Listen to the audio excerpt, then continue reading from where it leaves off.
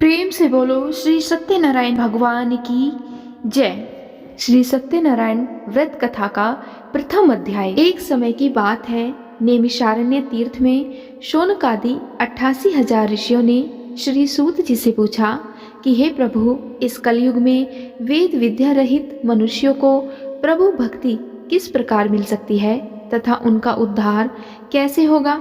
हे मुनि श्रेष्ठ, कोई ऐसा तप बताइए जिससे थोड़े समय में ही अत्यंत पुण्य मिल जाए और मनवांछित फल भी मिल जाए। इस प्रकार की कथा सुनने की हम इच्छा रखते हैं। सर्वशास्त्रों के ज्ञाता सूत जी बोले, हे वैष्णवों में पूज्य, आप सभी ने प्राणियों के हित की बात पूछी है, इसीलिए मैं एक ऐसे श्रेष्ठ व्रत को आप लोगों को बताऊंगा जिसे नारद जी ने लक्ष्मी नारायण जी से पूछा था और लक्ष्मीपति ने मुनि श्रेष्ठ नारद जी से कहा था। आप सब इसे ध्यान से सुनिए। एक समय की बात है, योगीराज नारद जी दूसरों के हित की इच्छा के लिए अनेक लोकों में घूमते हुए मृत्यु लोक में आ पहुँचे। यहाँ उन्होंने अनेक योनियों में जन्मे प्राय सभी मनुष्यों को अपने कर्मों द्वारा अनेकों दुखों से पीड़ित देखा। उनका दुख देखकर नारद जी सोचने लगे कि ऐसा क्या यत्न किया जाए जिसके करने से निश्चित ही मानव के दुखों का अंत हो जाए। और इसी विचार पर मनन करते हुए वह विष्णु लोक में गए। वहाँ वह देवों के ईश भगवान नारायण की स्तुति करने लगे, जिनके हाथों में शंख, चक्र, गदा और पद्म थे। गले में वरमाला पहने हुए थे। स्तुति करते हुए नारद जी बोले, हे भगवान, आप अत्यंत शक्ति से संपन्न हैं। मन तथा वाणी भी आपको नहीं पा सकती है। आपका आदि मध्य है तथा अंत नहीं है। निर्गुण स्वरूप, सृष्टि के कारण भक्तों के दुख को दूर करने वाले आपको मेरा नमस्कार है। नारद जी की स्तुति सुनकर विष्णु भगवान बोले, हे मुनि श्रेष्ठ, आपके मन में क्या बात है? आप किस काम के लिए पधारे हैं? मुझे निसंकोच होकर कहो। इस पर नारद मुनि बोले कि मृत्युलोक में अनेक योनियों में जन्मे मनुष्य अपने कर्मों के द्वारा अनेकों दुख से दुखी हो रहे हैं। हे नाथ, आप मुझ पर दया रखते हैं तो बताइए कि वो मनुष्य थोड़े प्रयास से ही अपने दुखों से कैसे छुटकारा पा सकते हैं। नारद जी की बात सुनकर श्रीहरि बोले, हे नारद, मनुष्यों की भलाई के लिए तुमने बहुत अच्छी बात पूछी है।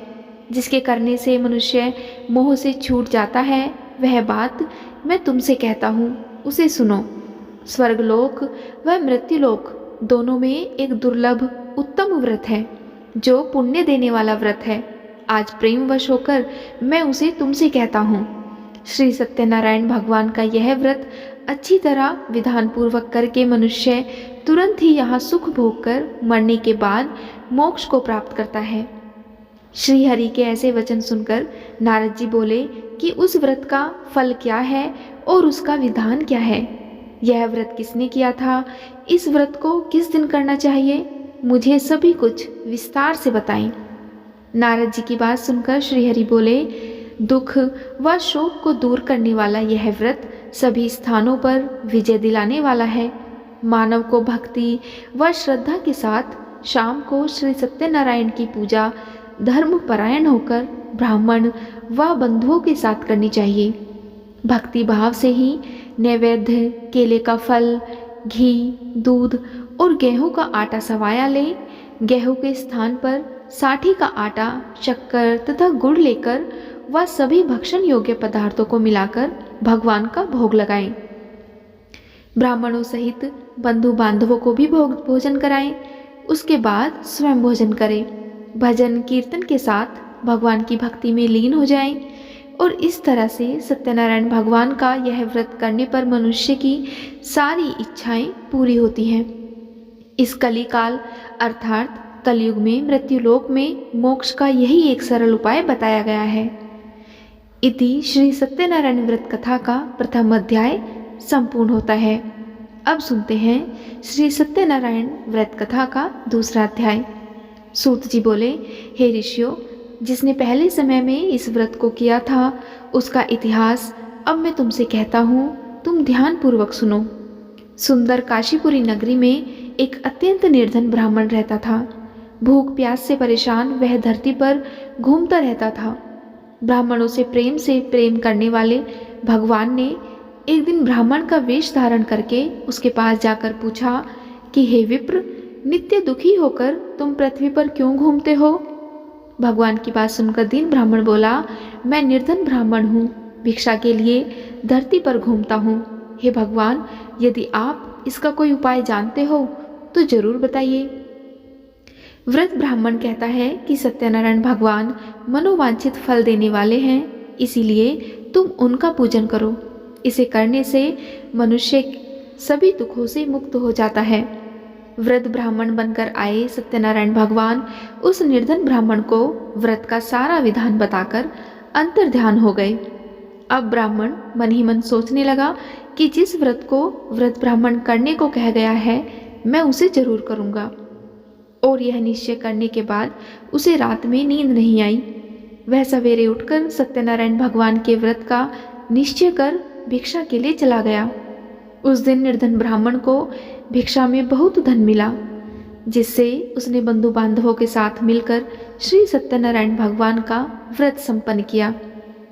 भगवान सत्यनारायण का व्रत संपन्न करने के बाद वह निर्धन ब्राह्मण सभी दुखों से छूट गया और अनेक प्रकार की संपत्तियों से युक्त हो गया। उसी समय से यह ब्राह्मण हर माह इस व्रत को करने लगा। इस तरह से सत्यनारायण भगवान के व्रत को जो मनुष्य करेगा वह सभी प्रकार के पापों से छूटकर मोक्ष को प्राप्त होगा, और जो मनुष्य इस व्रत को करेगा वह भी सभी दुखों से मुक्त हो जाएगा। सूत जी बोले कि इस तरह से नारद जी से नारायण जी का कहा हुआ श्री सत्यनारायण व्रत को मैंने तुमसे कहा। हे विप्रो, मैं अब और क्या कहूँ? ऋषि बोले, हे मुनिवर, संसार में उस विप्र से सुनकर और किस किस ने इस व्रत को किया, हम सब इस बात को सुनना चाहते हैं। इसके लिए हमारे मन में श्रद्धा का भाव है। सूत जी बोले, हे मुनियों, जिसने इस व्रत को किया है वह सब सुनो। एक समय वही विप्र धन व ऐश्वर्य के अनुसार अपने बंधु बांधवों के साथ इस व्रत को करने को तैयार हुआ। उसी समय एक लकड़ी बेचने वाला एक बूढ़ा आदमी आया और लकड़ियां बाहर रखकर अंदर ब्राह्मण के घर में गया। प्यास से दुखी वह लक्कड़हारा उनको व्रत करते हुए देखकर विप्र को नमस्कार करके पूछने लगा कि आप यह क्या कर रहे हैं तथा इसे करने से क्या फल मिलेगा, कृपया मुझे भी बताइए। तब ब्राह्मण ने कहा कि सब मनोकामनाओं को पूरा करने वाला यह सत्यनारायण भगवान का व्रत है। इसकी कृपा से ही मेरे घर में धन धान्य आदि की वृद्धि हुई है। विप्र से सत्यनारायण व्रत के बारे में जानकर लक्कड़हारा बहुत प्रसन्न हुआ। चरणामृत लेकर वह प्रसाद खाने के बाद वह अपने घर गया। लक्कड़हारे ने अपने मन में संकल्प किया कि आज लकड़ी बेचने से जो धन मिलेगा उसी से श्री सत्यनारायण भगवान का मैं उत्तम व्रत करूंगा। अपने मन में इस विचार को लेकर बूढ़ा आदमी सिर पर लकड़ियां रखकर उस नगर में बेचने गया जहां धनी लोग ज्यादा रहते थे। उस नगर में उसे अपनी लकड़ियों का दाम पहले से 4 गुना अधिक मिला। अब बूढ़ा प्रसन्नता के साथ दाम लेकर केले, शक्कर, घी, दूध, दही और गेहूं का आटा लेकर और सत्यनारायण भगवान के व्रत की अन्य सामग्रियां लेकर अपने घर गया। वहां उसने अपने बंधु बांधवों को बुलाकर विधि विधान से सत्यनारायण भगवान का पूजन और व्रत किया। इस व्रत के प्रभाव से वह बूढ़ा लक्कड़हारा धन, पुत्र आदि से युक्त होकर संसार के समस्त सुख भोग कर अंतकाल में बैकुंठ धाम को चला गया। इति श्री सत्यनारायण व्रत कथा का द्वितीय अध्याय भी संपूर्ण होता है। अब मैं आपको सुनाऊंगी श्री सत्यनारायण व्रत कथा का तीसरा अध्याय। आगे सूत जी बोले कि हे श्रेष्ठ मुनियों, उसकी पत्नी कमल की समान मुख वाली तथा पहले समय साध्वी थी। उनका मुख भद्रशिला नदी के तट पर राजा था। दोनों ने वह राजा भगवान का व्रत किया और उसी समय साधु नाम का वह प्रतिदिन देश से आया पर जाता, उसके पास निर्धन पार करने के लिए देकर बहुत सा धन भी दूर करता था। राजा को व्रत करते देखकर वह विनय के साथ पूछने लगा कि हे राजन, भक्ति भाव से पूर्ण होकर आप यह क्या कर रहे हो? मैं सुनने की इच्छा रखता हूँ, तो आप मुझे बताएं। राजा बोला, हे साधु, अपने बंधु बांधवों के साथ पुत्र आदि की प्राप्ति के लिए एक महाशक्तिमान श्री सत्यनारायण भगवान का व्रत व पूजन कर रहा हूँ। राजा के ऐसे वचन सुनकर साधु आदर से बोला, हे राजन, मुझे इस व्रत का सारा विधान कहिए। आपके कथा अनुसार मैं भी इस व्रत को करूँगा। मेरी संतान नहीं है और इस व्रत को करने से निश्चित रूप से ही मुझे संतान की प्राप्ति होगी। राजा ने व्रत का सारा विधान व्यापारी को बता दिया। वह व्यापारी व्यापार से निवृत्त होकर अपने घर गया। तब साधु वैश्य ने अपनी पत्नी को संतान देने वाले इस व्रत का वर्णन कह सुनाया और कहा कि जब मेरी संतान होगी तब मैं इस व्रत को करूँगा। साधु ने इस तरह के वचन अपनी पत्नी लीलावती से कहे। एक दिन लीलावती पति के साथ आनंदित हो सांसारिक धर्म में प्रवृत्त होकर सत्यनारायण भगवान की कृपा से गर्भवती हो गई। 10वें महीने में उसके गर्भ से एक सुंदर कन्या ने जन्म लिया। वह कन्या दिनों दिन ऐसे बढ़ने लगी जैसे शुक्ल पक्ष का चंद्रमा बढ़ता है। माता पिता ने अपनी कन्या का नाम कलावती रखा।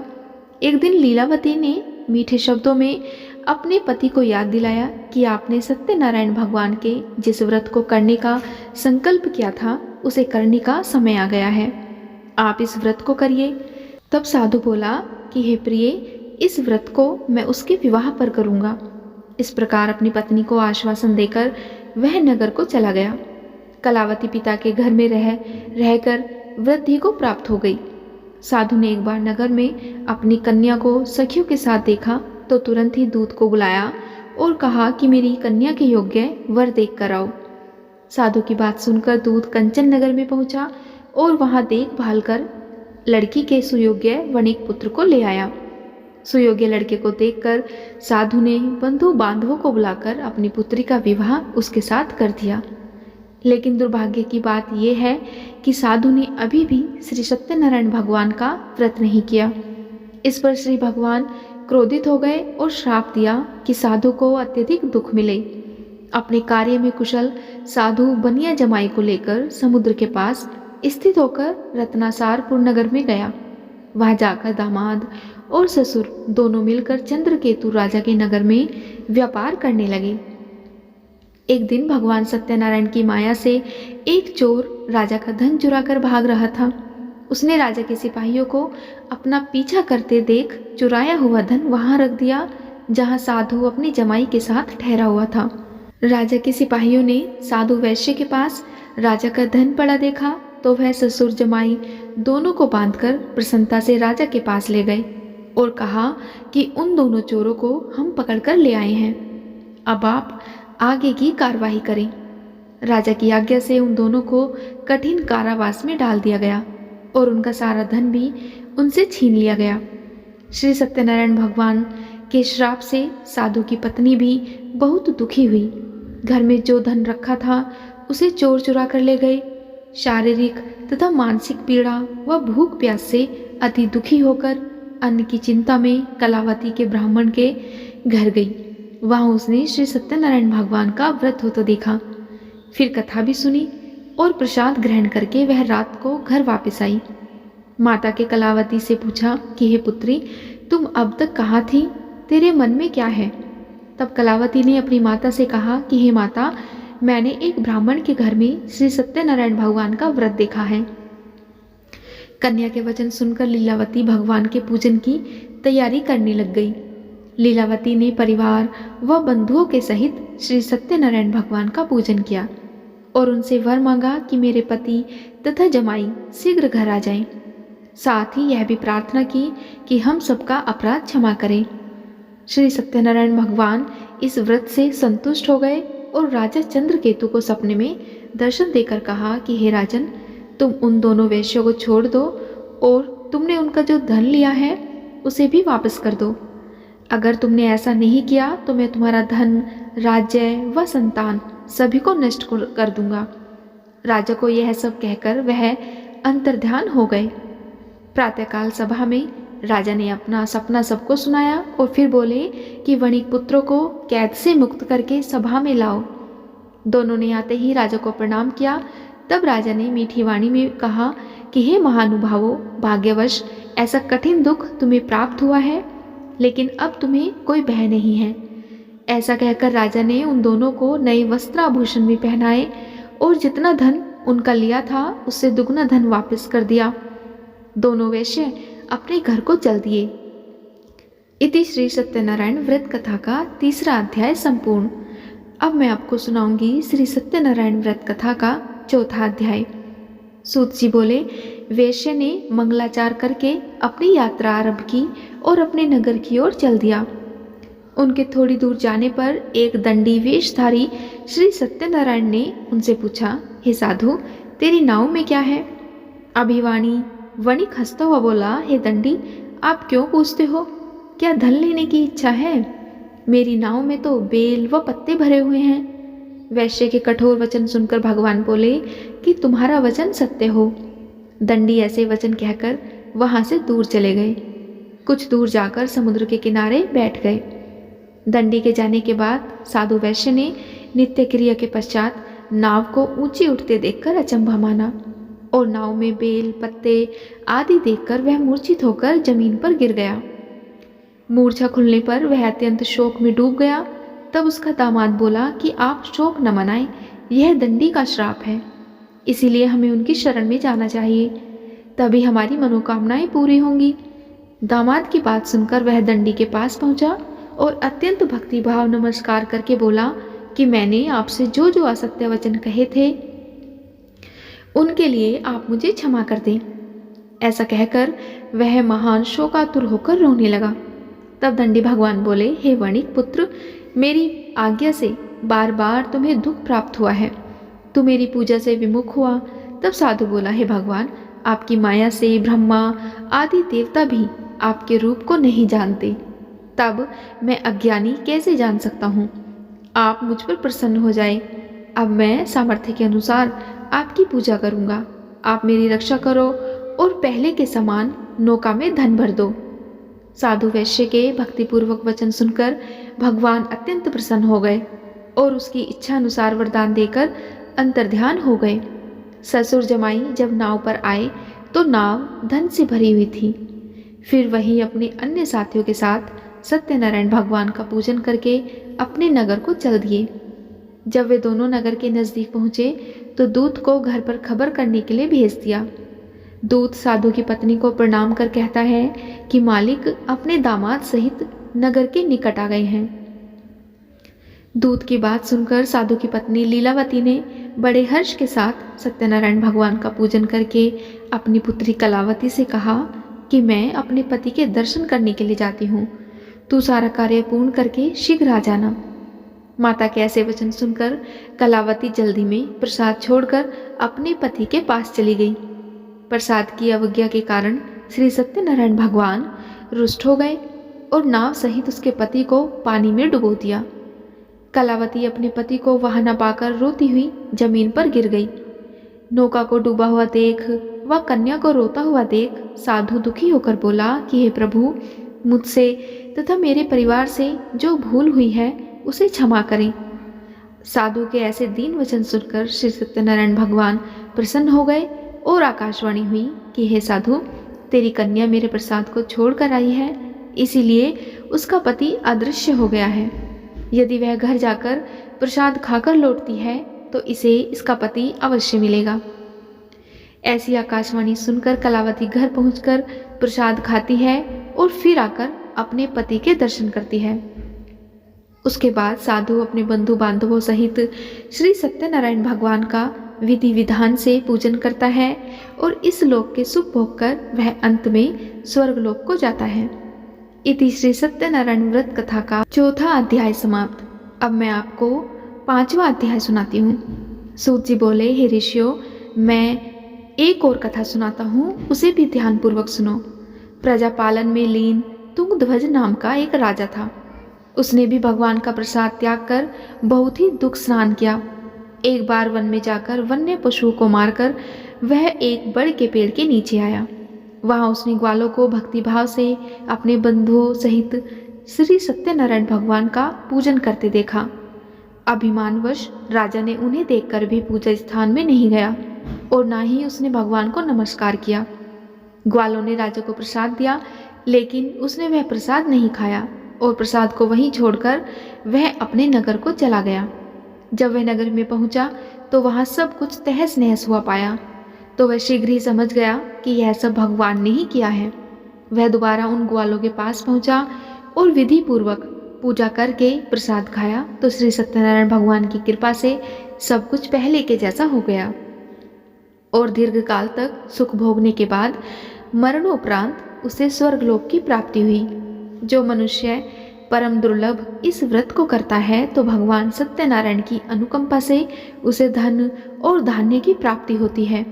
निर्धन धनी हो जाता है और भय मुक्त होकर जीवन जीता है। संतानहीन मनुष्य को संतान सुख मिलता है और सारे मनोरथ पूर्ण होने पर मानव अंतकाल में बैकुंठ धाम को जाता है। सूत जी बोले, जिन्होंने पहले इस व्रत को किया है अब उनके दूसरे जन्म की कथा कहता हूँ।